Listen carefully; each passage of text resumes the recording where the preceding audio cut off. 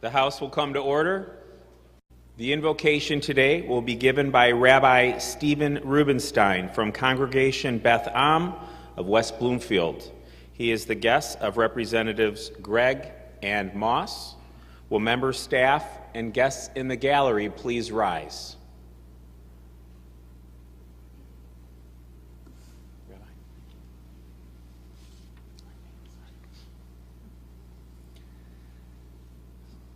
On the holiday of Passover, which ended this past Saturday, the Jewish people celebrated our path from Egyptian slavery to freedom, from darkness to light.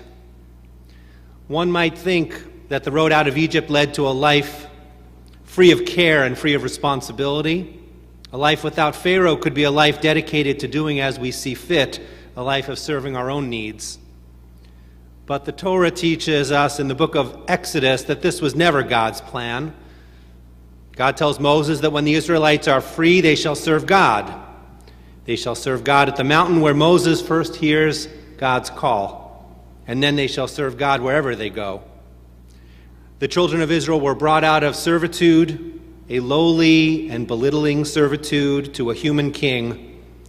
They were brought out for the purpose of another servitude, service to God and humanity.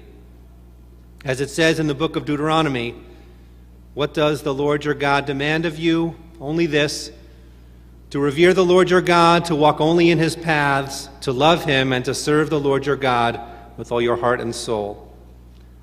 God expects a great deal from us. The focus of our service, however, does not flow only from us to God. God asks us to serve our fellow woman and fellow man.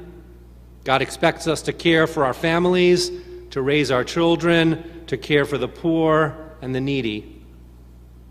To serve God is to see the world beyond ourselves and to reject the spiritual blindness of narcissism which tugs at us, which tells us that to be free is to be free of responsibility.